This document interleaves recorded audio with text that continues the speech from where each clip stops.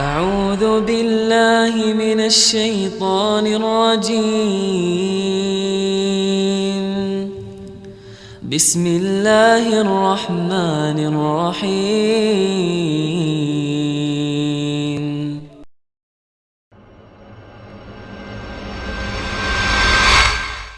Ahibati hafizakumullahu ta'ala. Salah satu hal yang sangat berbahaya bagi manusia, terutama di masa-masa seperti ini, adalah sifat futur dan malas. Dan itu pasti akan didapati oleh setiap manusia. Rasulullah sallallahu alaihi wasallam bersabda, "Inna likulli amalin syirratan wa likulli syirratin fatratun. Faman kanat fatratuhu ila sunnati faqad ihtada, wa man kana ila ghairi dzalika faqad halak." Setiap amalan ada masa semangat, dan setiap masa semangat pasti ada masa lemah, masa menurun, masa letih, masa bosan, masa capek. Barang siapa yang saat dia lemah, menurun, maka jika dia kembali kepada sunnahku, dia pasti mendapat petunjuk. Jika dia menghadap kepada selain sunnahku, maka berarti dia binasa.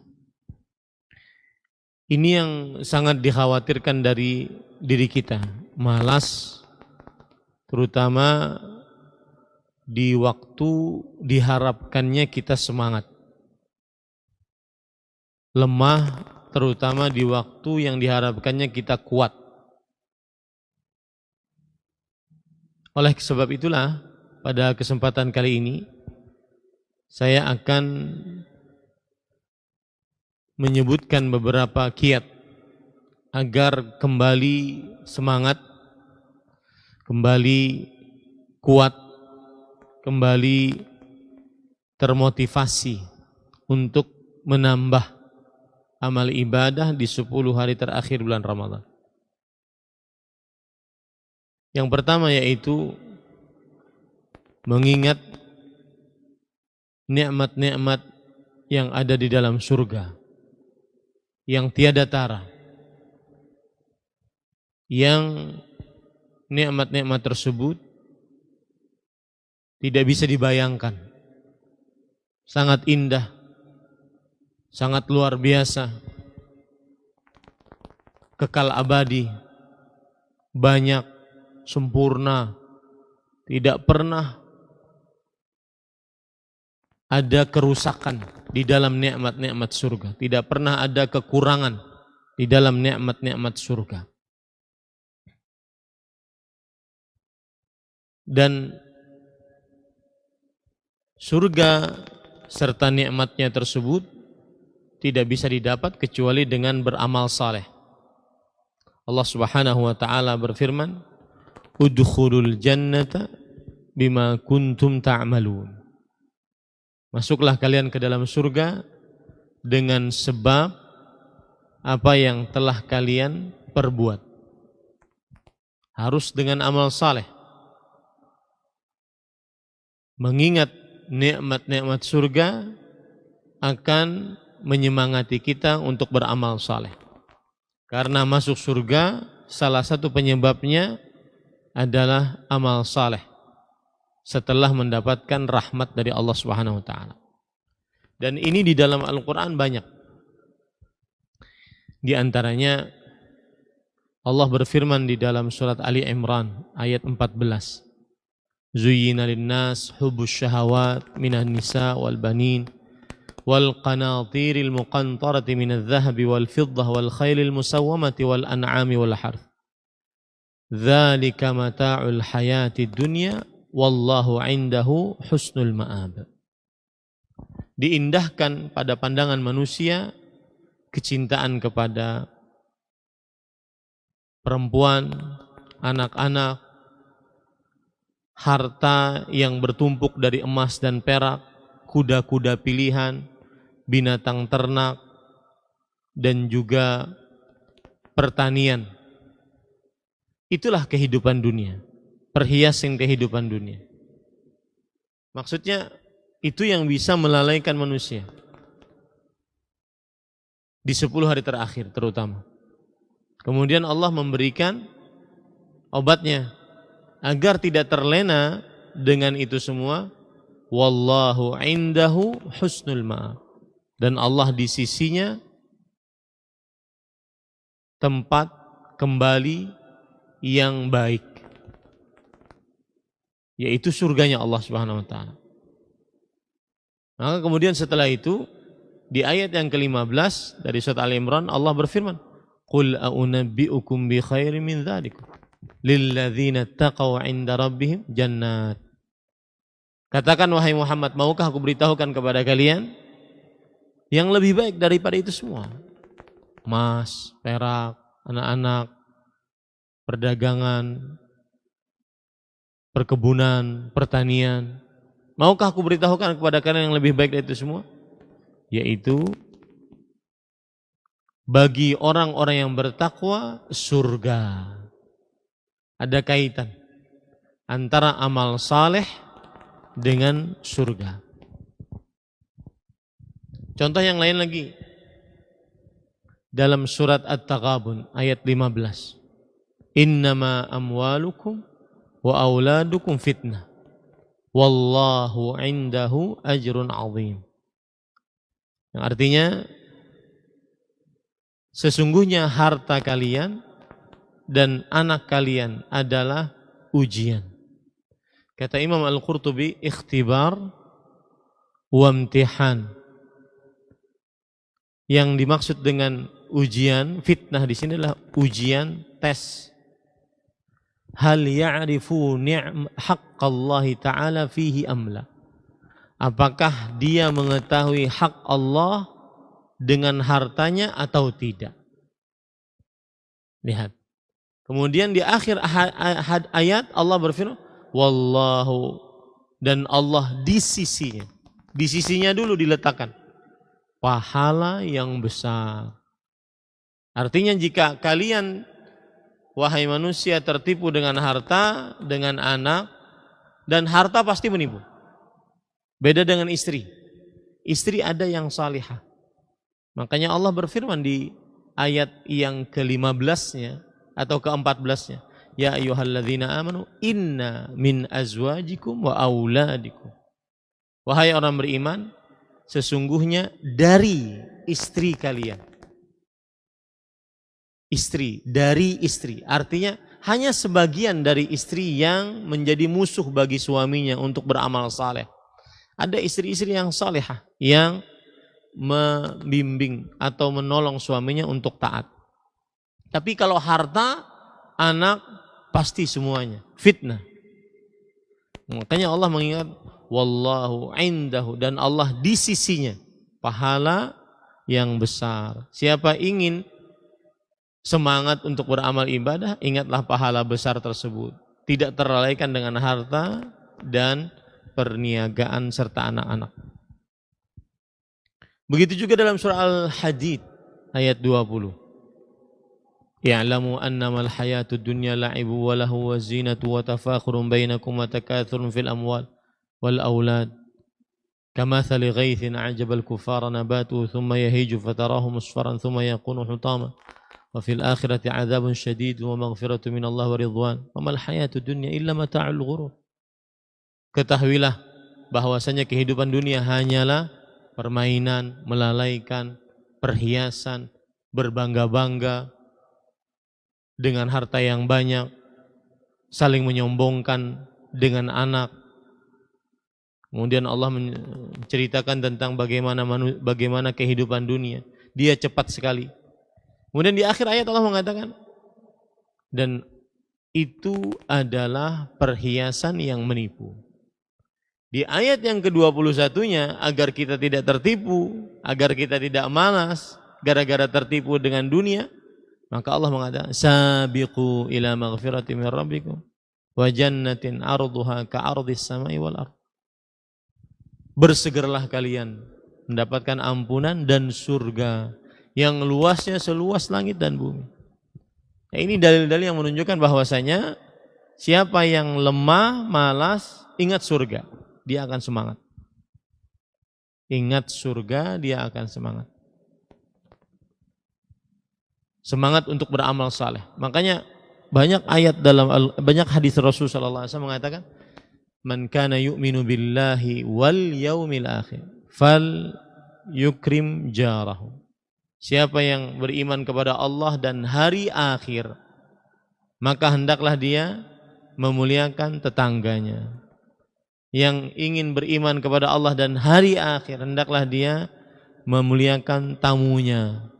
Siapa yang beriman kepada Allah dan hari akhir, hendaklah dia berkata baik atau diam. Ini amal-amal saleh, memuliakan tamu, kemudian menghormati tetangga, kemudian berkata baik atau diam. Ini amal saleh. Kapan kita beramal saleh? Kalau kita ingat akhirat, surga. Maka salah satu kunci mengangkat semangat di 10 hari terakhir adalah agar kita ingat selalu ingin masuk surga. Ini yang pertama. Yang kedua adalah apabila seseorang sedang lemah, malas, maka hendaklah dia mengetahui dahsyatnya Lailatul Qadar. Dahsyatnya keberkahan Lailatul Qadar. Kita ingin kupas, apa sih dahsyatnya Lailatul Qadar? Allah berfirman dalam Al-Quran, Lailatul Qadri khairun min alfi syahr. Lailatul Qadar lebih baik daripada 1000 bulan. Kata para ulama di antaranya Imam Ibnu Katsir, Imam Al-Qurtubi, al-amalu fiha khairun minal amali fi alfi syahrin bila Lailatul Qadar. Beramal di dalam malam yang bertepatan dengan Lailatul Qadar lebih baik daripada beramal selama 1000 bulan. 1000 bulan, garis bawahi kata-kata itu, 1000 bulan. Kata 1000 di garis bawahi. Lebih baik daripada beramal 1000 bulan yang tidak ada Lailatul Qadar. Menariknya di dalam tafsir Imam Al-Qurtubi disebutkan, uniya bil alf akhir jami'ud dahr lianna al-araba lam tadhkuril alfa illa fi ghayatil asya. Kata Imam Al-Qurtubi rahimahullah, yang dimaksud dengan 1000 itu maksudnya adalah sepanjang masa sampai hari kiamat. Dari mulai diciptakannya manusia sampai hari kiamat.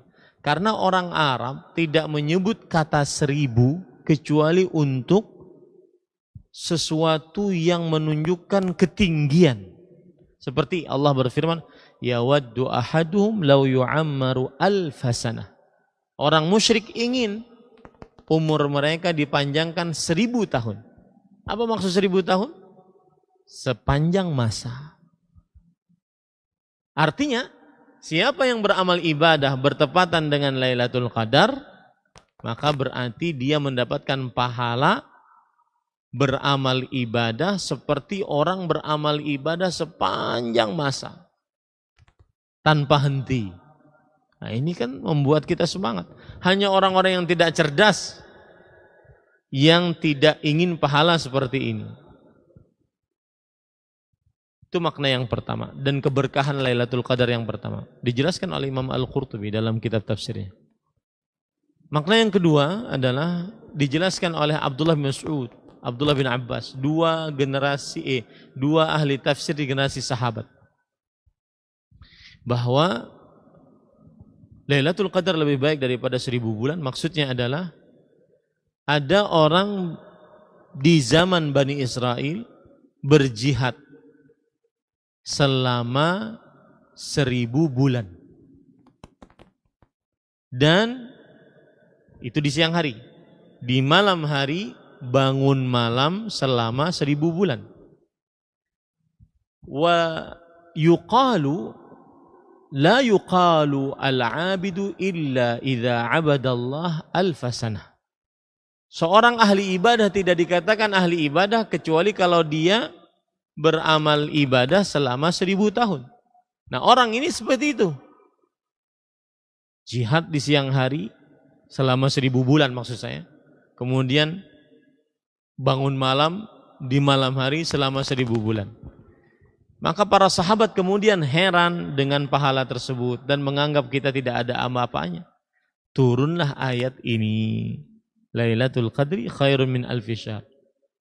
Artinya beramal ibadah bertepatan dengan Lailatul Qadar itu bisa mengalahkan pahala yang tadi.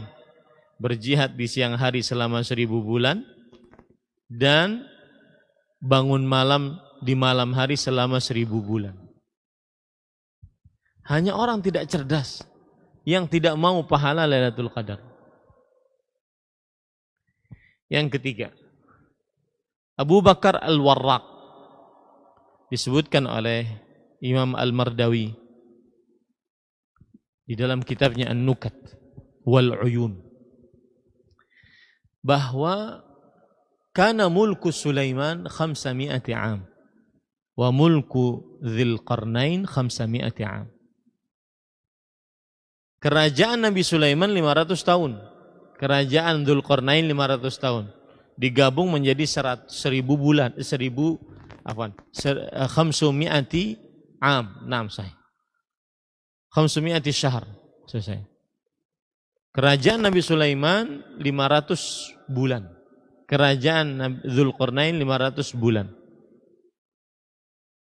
Dan siapa yang beribadah pada malam bertepatan dengan Lailatul Qadar sama dengan orang memiliki kekayaan seperti kekayaannya Nabi Sulaiman dan Dzulqarnain. Karena 1000 bulan. Hanya orang tidak cerdas yang tidak mau pahala Lailatul Qadar. Kemudian pada ikhwah yang ketiga yang ingin saya sampaikan pada kesempatan kali ini berkaitan dengan mungkin sebagian ada yang beriktikaf.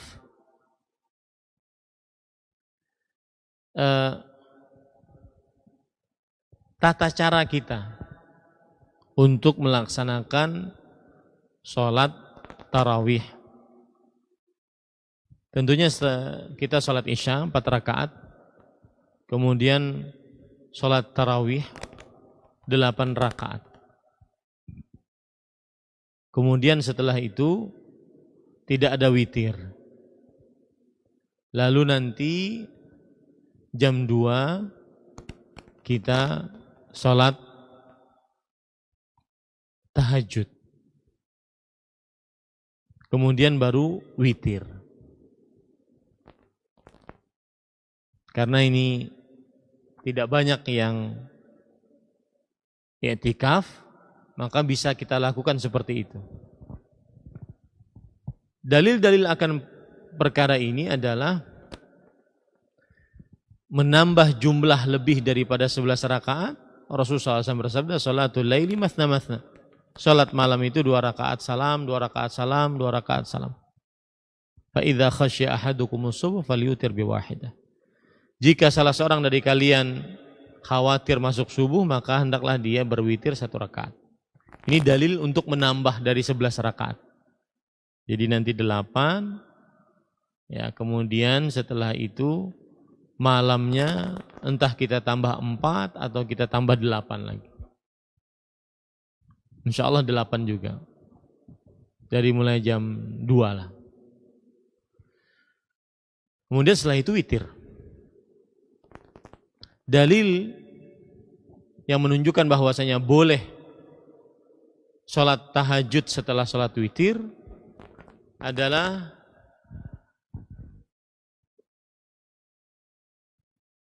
perkataan Anas bin Malik radhiyallahu anhu, bahwasanya beliau berkata ketika melihat ada para sahabat dan para tabi'in sholat lagi setelah sholat tarawih di sepertiga malam terakhir, kanu yarji'una ila khairin yarjunahu, mereka kembali kepada kebaikan yang mereka harapkan. Mereka kembali kepada kebaikan yang mereka harapkan. Kemudian juga berdasarkan kesepakatan para ulama yang dinukil oleh Imam Ibnu Qudamah dalam kitabnya Al-Mughni. Beliau mengatakan la yukrahu ta'qib bihal. Tidak dimakruhkan untuk sholat lagi setelah sholat tarawih bagaimanapun, tidak dimakruhkan. Dalil witirnya diakhirkan adalah Rasulullah SAW bersabda, ij'al akhir salatikum witra, jadikan akhir salat kalian adalah salat witir. Jadikan akhir salat kalian adalah salat witir. Lalu misalkan ada para ikhwah yang cuma sampai salat tarawih saja karena witirnya di akhir. Bagaimana kami Ustaz? Maka jawabannya tidak mengapa. Bisa nanti ditambah di rumah, bisa nanti di sini setelah kita selesai salat berjamaah sendiri witir lalu pulang, karena mungkin tidak bisa ke sini jam 2-an kecuali bagi yang i'tikaf atau yang semangat. Jadi bisa dilakukan seperti itu. Dan juga masih termasuk dalam hadis Rasulullah SAW, innahu man qama ma'al imam hatta yansarif husiba lahu qiyamul lailah. Yang salat bersama imam sampai selesai, maka dituliskan pahala salatnya semalaman suntuk, meskipun dia tidak ikut salat witir, karena imamnya sudah selesai pada yang pertama. A'udzu billahi minasy syaithanir rajim. Bismillahirrahmanirrahim.